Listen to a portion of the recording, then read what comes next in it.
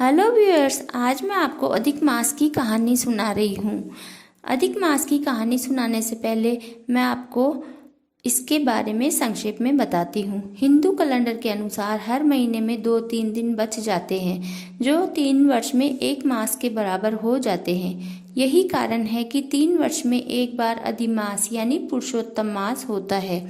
हिंदू पंचांग के अनुसार इस बार 2 अश्विन यानी आसोज मास होंगे। पहले आसोज माह में पितृपक्ष और दूसरा आसोज महीना अधिमास का होगा, जिसे भगवान ने अपना नाम पुरुषोत्तम दिया है। इस वर्ष यह 18 सितंबर 2020 से 16 अक्टूबर 2020 तक है।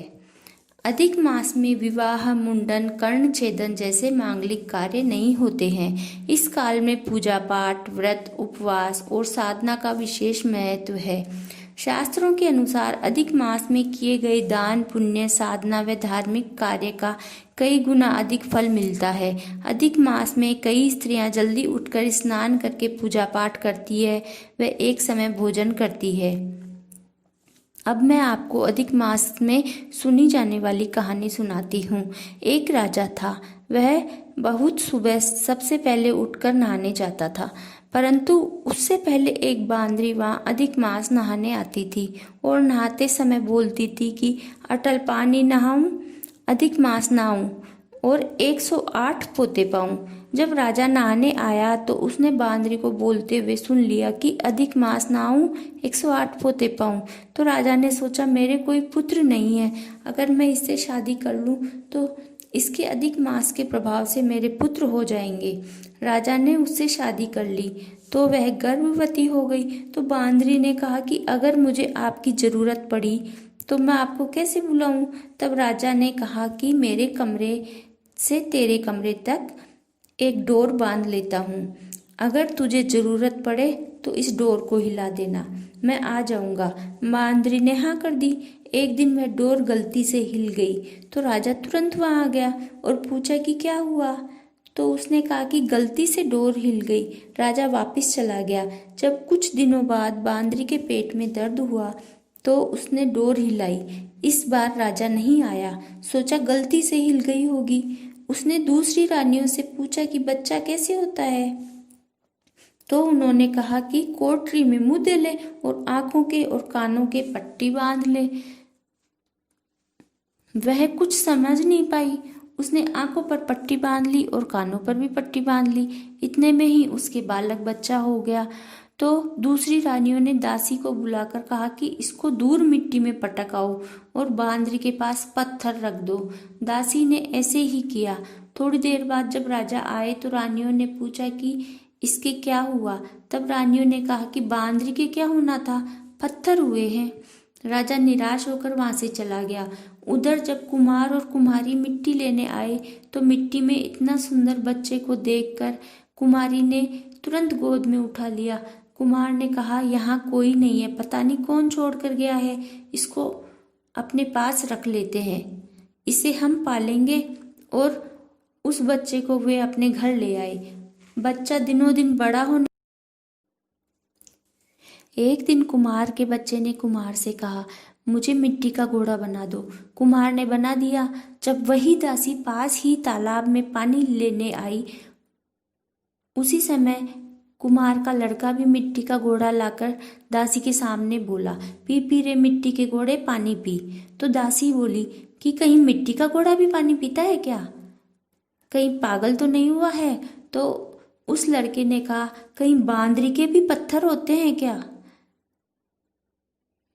दासी तुरंत समझ गई कि ये लड़का तो वही है जिसको मैंने मिट्टी में फेंका था। उसने महल में आकर तुरंत रानियों को बताया। रानियां डर गई और राजा से कहा कि कुम्हार के लड़के को देश निकाला दे दो। तो राजा ने कहा कि कुम्हार को भी कमाकर खा लेने दो, अपना क्या लेता है। परंतु रानियां जिद पर अड़ गई। मजबूरन कुम्हार के बेटे को देश निकाला देना पड़ा। कुम्हार का बेटा भी अधिक मास नहाता था और पूजा पाठ करता था। वह वहां से पानी का लोटा और जौ के जुआरे लेकर चला गया और देश के बाहर ही अपनी झोंपड़ी बनाकर रहने लगा। वहां भगवान की दया से उसके पास भोजन आ जाता। उसने वहीं जुआरे उगा दिए और पानी के लोटे को रख लिया। एक दिन कुछ लड़कियां वहां पर तीज खेलने आई। खेलते खेलते थक गई तो उनको प्यास लगी। उन लड़कियों को पानी का लोटा दिखा तो वे लड़के से बोली कि हमें पानी पिला दो। लड़के ने कहा, पानी तो मैं पिला दूंगा, परंतु तुम्हें इन जुआरों और लोटे के एक एक चक्कर लगाना होगा। लड़कियों ने कहा, ठीक है। अब लड़कियां एक एक चक्कर लगाती गई और पानी पीती गई, जिससे वे गर्भवती हो गई। जब घर गई तो मम्मी पापा ने पूछा कि तुमको रास्ते में कौन मिला, तो उन्होंने लड़के के साथ हुई सारी बात बता दी। तो माँ बाप बोले कि तुम तो उसी के पास जाओ। सब लड़कियां लड़के के पास आ गई। उसने सब लड़कियों से शादी करके अपने पास रख लिया, उनके लिए महल बनवा दिए और सब आराम से रहने। जब अधिक मास का महीना पूरा हुआ तो उसने उसी राजा और रानियों को निमंत्रण दिया कि मैंने अधिक मास का जीवन किया है, तो पूरे गांव वाले और आप सभी जीवने आना, मैं आपके लिए रथ भेज दूंगा। राजा ने कहा, ठीक है, आ जाएंगे। लड़के ने रथ भेज दिया। सब रानियां व राजा आ गए। रानियों ने सोचा बांदरी को ले जाकर क्या करेंगे, उसको वहीं छोड़ दिया। जब लड़के ने पूछा कि बांदरी नहीं आई, तो उन्होंने कहा कि उसको लाकर क्या करते। तो लड़के ने कहा कि मैं दूसरे रथ में भेजकर उसको बुलवाता हूँ। आदर से सेवक उसको बिठा कर ले आया। लड़के ने अपनी पत्नियों से पहले ही कह दिया था कि जब बांदरी आए तो उसका बहुत अच्छा श्रृंगार करना, उसकी खूब सेवा करना और बहुत प्यार से खाना खिलाना। बांदरी के आते ही सब पत्नियां उसकी सेवा में लग गई। उसको ऊंचे आसन पर बिठाया, अच्छा श्रृंगार किया, खाना खिलाया, उसकी सेवा की। ये सब देखकर रानियों ने कहा, इस बांदरी की इतनी इज्जत और हमारी कोई इज्जत नहीं, हमें कोई नहीं पूछ रहा। रानियों ने कहा, यहाँ से चलो राजा जी। जैसे ही राजा जाने के लिए मुड़ा, लड़के ने कहा कि मैं आपको जाने नहीं दूंगा, आपको पूरे गांव के सामने मेरी बात सुननी होगी। राजा रानी सब उसकी बातें सुनने के लिए पूरे गांव के सामने बैठ गए। फिर लड़के ने पूछा कि आप इस बांदरी जो मेरी माँ है उसको कहाँ से लाए। तो राजा बोला कि कुएं की पाड़ से। तो लड़के ने पूछा कि ये क्या बोलती थी।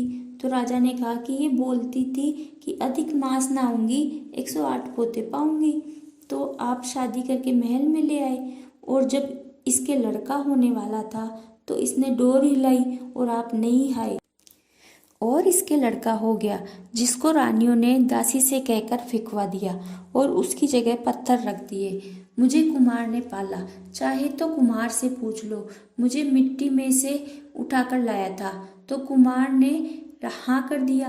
जब मैंने दासी के सामने मिट्टी के घोड़े को पानी पिलाने की बात की तो इसने रानियों से जाकर कह दिया और मुझे देश निकाला दिलवा दिया। परंतु अधिक मास के प्रभाव से मुझे कुछ नहीं हुआ। मेरी माँ बहुत दुख पाई। आज अधिक मास के प्रभाव से मैं आपका पुत्र हूँ और आपके बहुत से पोते हैं। यह सब सुनकर राजा को बहुत आश्चर्य हुआ, साथ ही खुशी भी हुई। उसने सब रानियों को डांटा और अपने पुत्र व पोतों को देखकर बहुत खुश हुआ। कुमार को बहुत सा धन देकर अपने पुत्र बहुओं और पोतों को महल में लेकर आ गए। हे पुरुषोत्तम भगवान, उनको बेटे पोते दिए और उनकी मन की इच्छा पूरी की। उसी प्रकार आपकी कहानी सुनने वालों की सबकी इच्छा पूरी करना। कहानी कहने वाले, सुनने वाले और हुकारा भरने वालों की सभी की इच्छाओं को पूरी करना। बोलो पुरुषोत्तम भगवान की जय। इसके बाद एक गणेश जी की कहानी सुननी चाहिए जो इसी चैनल पर है। Thank you.